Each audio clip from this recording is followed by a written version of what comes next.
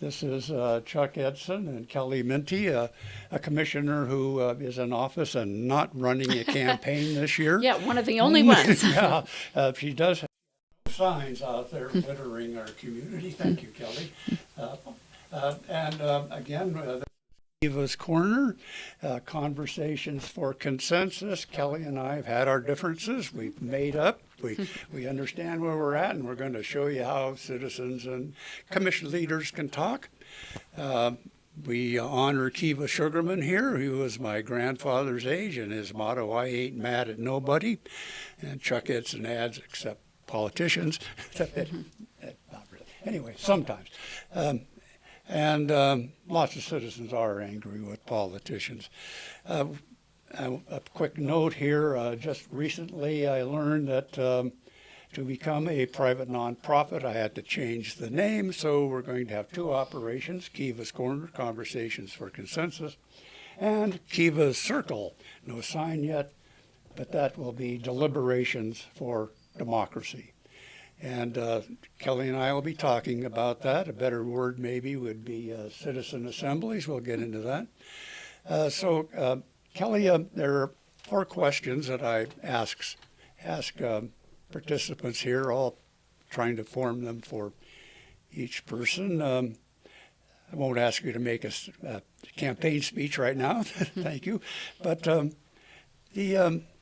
what is it that concerns you most, and not necessarily about humanity in the world, but about our county and at this time? I like to operate my life in a way that is not based on fear. I mean, it is very human to have fears. We, way back when we were being chased, our bodies are worried. We're chased by bears and dinosaurs. I didn't warn you that I'm going to keep you real short on these. So I try not to operate based on fear. Right. But things that are concerning is, we want our community to be set up in a way where everybody can succeed. Kids, right.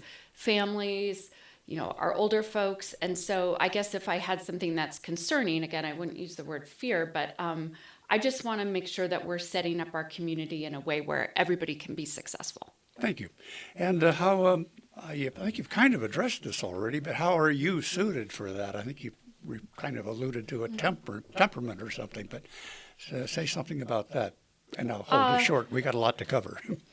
I think that what I've brought to the table for the county in the years that I've been your commissioner is that I really am, at the end of the day, a problem solver, and I operate very humbly. It's not about what Kelley wants or what Kelley thinks or my opinion. It's about hearing from citizens and then trying to really work on concrete projects. I am less about narratives and words and more about what can we get done. Great, and that's kind of where I think we're going with this. And then 2 other more broad questions. What's your opinion of, briefly, about humanity in general? I think we are a loving people that at the end of the day are genuinely want good for our families, ourselves, and one another. Yeah. Sure, there's conflict in the world, but I think in general, I have a very optimistic view of people. And even to get that toward, because I know you mentioned being critical of politicians or whatever, I share with people all the time that it is very easy to criticize government. And I also know a lot of people that work in government, and they're just nice people that are also trying to feed their families and, take care of themselves and keep their yard clean. Thank you, they're Kelley. Just normal people. Yeah, and as a former public employee myself, I was very offended when some politicians have said that I'm the enemy, but I don't know any public employees that ever felt that way. Great. Thank you a lot for that. Now what I'd like to do, I hope I mentioned, I want to introduce very briefly my production crew here. And we'll start with, they'll just come here for a second and then tell them they'll tell you who they are and why they're here. Thanks. The first is Tiffany Beach. She is our youngest member.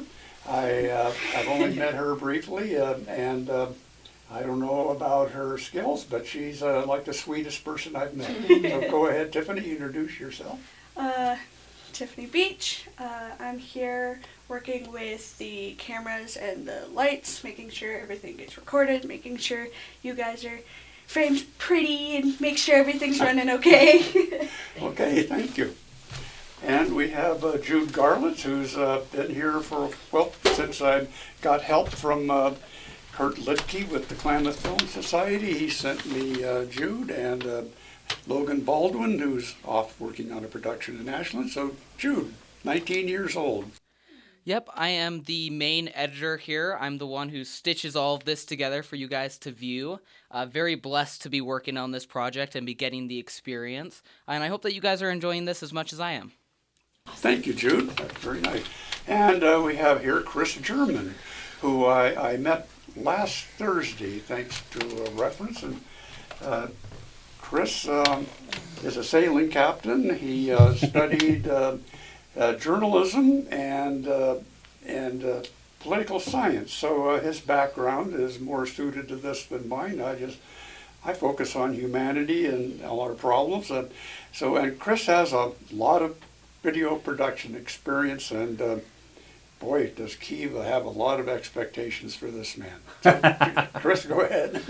Well, ultimately, I'm really happy to be part of this project because I think one of the things that was really missing here in this community is a really healthy sense of democracy. And if you ask the general people on the street, you know, how's democracy happening here in Klamath County? And there's not a lot of positivity in that realm. So what we'd like to do with this project, I think, and at least what I'm going to try to do while I'm here, is to try and get a better consensus of what everybody's thinking, what everybody's feeling in this community, to address the issues that we need to fix so that our community can go forward and be more successful in the near future. And I'm hoping I can do that. Thanks a lot, Chris. We're All right. going to have to move right along.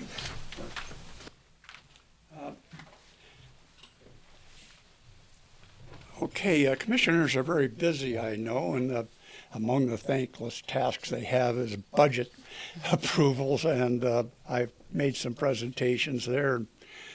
I can imagine nothing worse, honestly, but thank you for being here. As I said, I want to really discuss this matter of citizen assemblies and deliberative democracy that I've looked into some. And Kelley, you've been nice enough to review a video or two that I referred to you. Could you? And I think the main one was included by. Well, just go ahead. Can you go ahead and tell us about it?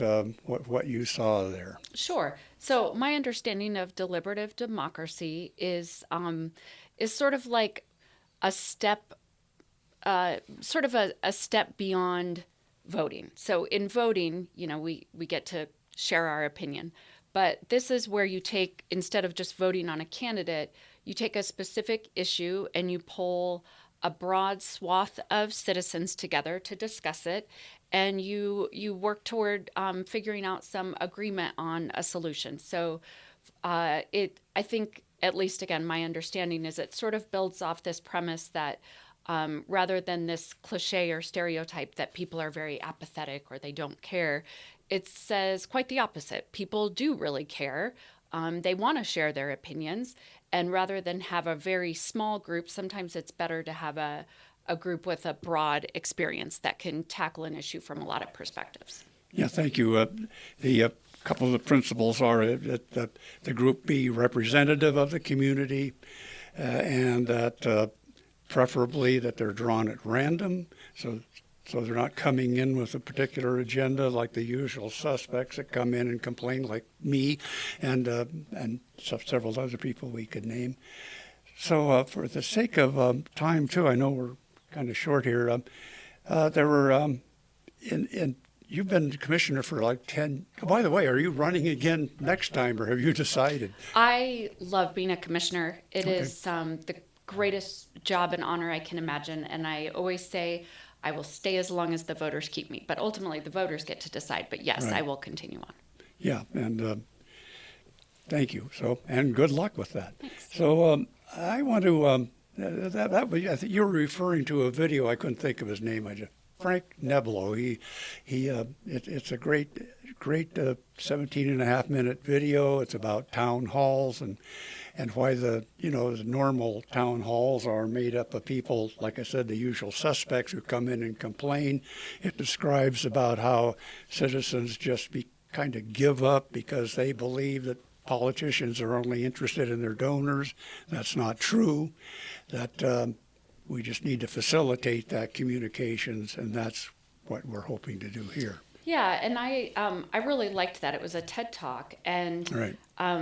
Me being, I'm a very like human-centered person, and I'm very curious, and I often sort of use this model in a very loose way, in that like I listen to people at the grocery store or at the coffee shop, but this deliberative democracy model is being just more intentional about what you might Right. hear at a coffee shop. Yeah, and the people that participate are given the same information.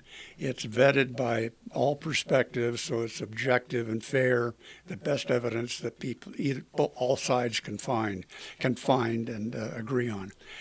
So now, in the interest of going a little negative, which is unfortunately the kind of a sign of our times, I want to go back and review 4 events in the last 4 years here in Klamath County, and some you've been more closely involved with, but probably the most dramatic one was one you were not that directly involved in, and that was on Memorial Day weekend of 2020.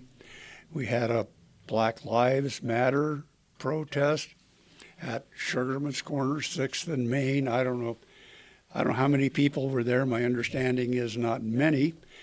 And then, what do you know, social media, which is a subject of our times, published that George Soros had sent down busloads of black and angry, Antifa members or whatever, armed and ready to burn down Klamath County. So people showed up and with their guns and armor and everything and ready to protect our community. And then some sort of a Volkswagen van showed up at Walmart, and then that improved the point. And it started to look ugly. I really praise Dave Hensley's response. He was the chief of police. The police, as I understand, showed up in shirt sleeves and their 9mm Glocks, not assault weapons, and shields and helmets, and arrested a couple of drunken, disorderly guys, and things calmed down, and people talked. And then the city formed a equity task force, and were you involved in that at all? I didn't think so. Do you know kind of how that proceeded, or? I don't. We keep a pretty full plate at the county, and keeping up with, all the minutia of what the city leadership does, that's really, respectfully, that's their wheelhouse, not mine. Yeah, and I see that division. At the same time, I could debate it with you, that it is a common problem. Everybody's concerned, and you're kind of blinking your eyes and stuff, but I don't think you disagree with that. But there is that distinction that they're city police, and you're right. So anyway, but the way I understand it, and I talked to Jonathan Teichert and Aaron Snow both about this, and we had a couple of conversations for consensus in December of 22, January of 23, where they agreed that, and this was just, I didn't know about deliberative democracy and stuff at the time, but I thought, gosh, you guys, you formed this great board of representatives, but they were all the disadvantaged. They were all minorities. There was nobody there from the other 70% of Klamath County, and they went, yeah, you're right. And we agreed to kind of work on that. They wanted training to come in for mediators, facilitators. I managed to get Essential Partners to respond to that, and earlier, braver, anyway. But I think the commissioners, I empathize strongly with government leaders to try to set something up like that is setting up yourselves for disaster unless it's managed well. And I think I'm trying to feed words into your, trying to trick you here, Kelley. I won't, but achieve it. But yeah, I think that this approach, this model would really help with these. And so there, I open it up for you to. Well, I love hearing from our citizens, and I don't speak for other elected officials, but I'm sure they do as well. We have at the county several, for example, we have lots of task force, we have advisory boards, and it is my great pleasure working with, for example, right now I shared with you the other day that I'm working with the Historical Society, the Museum Advisory Board, and the Museum Foundation on some really exciting projects related to our history in this county. That is so fun, and it is so gratifying to work with volunteers that are just spending their time. And it's not one or two people, it's like 40 and 50 people because they care about the community. That's wonderful. If there were even, citizen-led efforts like this to provide additional feedback to elected leaders, that would be wonderful. I think we all love to hear from our citizens, and we like to hear from them not only when just there is one really contentious issue. It would be really great to have more proactive information sharing and opinion sharing with the elected officials. Well, thank you. Yeah, that's well said, and right what Kiva was hoping for.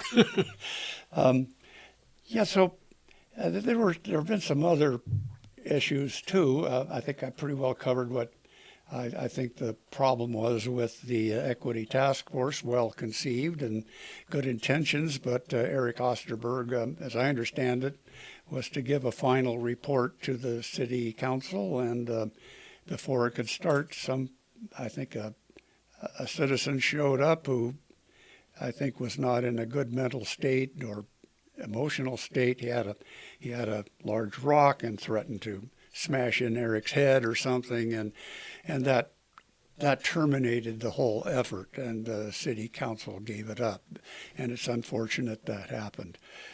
And then there are two or three other things here. One is the library one, and we've talked about this one, and we got a little bit of a tussle there, but I think your point is that it worked out well, and that's great. It was resolved. I don't think it had to happen in the first place. Two commissioners, I think you were there. It's on film, and you and the librarians are squirming around, but they became quite inflamed with the idea that people were not going to talk about abolishing the police. And then they said they were not going to censor speech. And I know that Dave Hensley's apologized for that. I don't know how many people know he did, but you're right, it worked out. And you think that was a flash in the pan, but do you think better communications could have helped that in the first place, or looking back on it? Effective communication is always going to save the day. And were there some pieces that weren't effectively communicated? Absolutely. Did we all at the end of the day figure it out and get through it? Yes. Right. And I'm really, we all had to go through some. I think that was actually, like, in some ways it maybe wasn't comfortable at the time, but I think in some ways it is an example of the fact that the system can work. There can be varying opinions that then come together and figure out a way to align to move forward. And I'm glad we've all moved forward. And the Klamath County library system is the envy of many library systems in the state. And I think we're doing a very good job. And yes, it was a messy little time, but I think everyone learned from it. Yeah, I think you're right. Right with that. So had a point there, and at my age, I've already forgotten it. But there were two or three other issues that came up too. And one is the sheriff, and another one was the jet on the stick. Let's start with that one because that was a city issue. Oh, I think that was, I'm not sure, that, the F-15, I think it was in the park. That decision, it appears it was made and funded by a joint effort between the city and the county. Many citizens supported it, and many didn't. Can you address that some way here? Sure. So it is a city-driven project, although the county did contribute some funding to it. It is, Kingsley is a huge economic driver in this community, and it was an opportunity to really recognize it as one of our top 5 employers, one of our biggest economic drivers. And there was some citizens that were not happy with it. Yeah. And that's what's wonderful about democracy. People do get to have opinions. And those opinions were, I believe, were taken into account. And then there was, like I said, there was other people that thought this was a really good way to honor this huge economic driver. So is everyone going to get what they want all the time? No. I mean, I don't get what I want all the time. You don't get what you want all the time. But that's the way our system works. Fortunately, it works really well in that nobody was hurt. Nobody, like we can look at some of these things. We very peacefully resolve things in this community, and I'm really proud of our community for that. Yeah, and that 2020 event was one where it was really close to violence and tear gas and worse. Well, thank you for that. And the last one is one where I'll go ahead and state sort of what I think I know or believe about this, and the sheriff. And first of all, it appears to me that he did practice nepotism. Now, whether that's within his realm of authority as an elected official, I don't know. What really bothers me is, this is my take again, I have very little insight into this, but as I understand it, Sheriff Kaber agreed to follow what the intent of the nepotism, that he would leave the decision with his undersheriff or captain of the jail, and he didn't do that.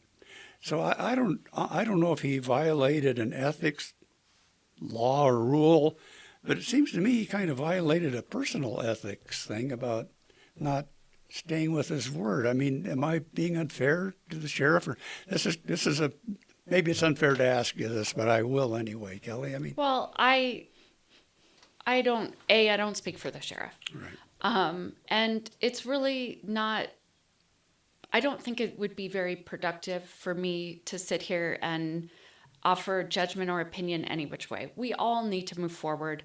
The sheriff's office is vitally important to what we do in this county. We all need the sheriff's office to be successful. And I think continuing to try to point fingers or really keep on digging up old wounds related to the sheriff's office just really isn't going to help anyone move forward. We will soon have a new sheriff no matter what. Right. Yeah. And so I think we all need to just look at how can we help the next sheriff be successful. Yeah, and hopefully the idea of citizen assemblies and when we talked, Chris, you and I Saturday, thank you for joining us there at Running Y and having some iced tea or whatever and a sandwich. But we talked there about trying to find, I think Chris and I, or Kiva's Corner, or Kiva's Circle, will be asking the community what would be an appropriate or most timely or whatever subjects to kind of to try this out, to make some trial runs and experiment with deliberative democracy. A great strength of it, the model, I believe, is that it's flexible. It's not something prescribed by some organization. It's some principles and concepts. And you can do it as large as Stanford did with 500 or 600 people in every state, or you can do it as small as, well, a little town in Deschutes County or something off Prineville or someplace, or Klamath County too. And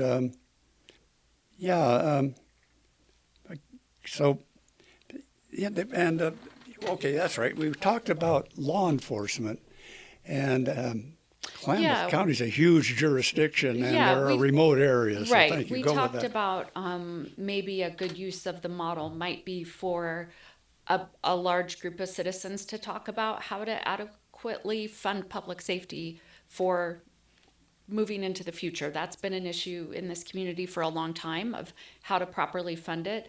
We know we have friends and neighbors and constituents in the more far-reaching parts of the county, Right. North County and such, that don't feel like they get enough law enforcement. And they're probably right. And yeah, they are right. Yeah. And so figuring out ways to really have a robust sheriff's office that's well-funded and public safety system that's well-funded could be a really great way to introduce this model. That was one idea that I Right, offered yeah. up.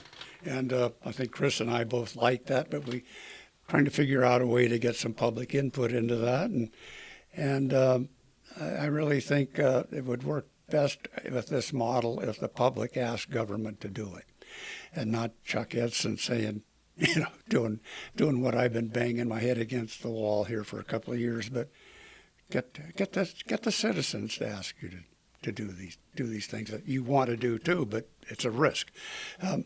So there's more to the sheriff's thing though, and this is one I do not understand. And there's a conflict or a controversy about how the city and the county is going to interact or reorganize or something. I mean, I've heard people voice concerns about that. Can you kind of educate me on that issue? What I think you might be referring to is at one time there had been some discussion on whether in what's called the urban growth boundary, which is the area that we all sort of consider feels like Klamath Falls, even though it might not be within the city boundary, but the suburban area, the south suburbs. There was some talk at one time on questioning whether it might make sense to, for example, contract with the city police to police that area.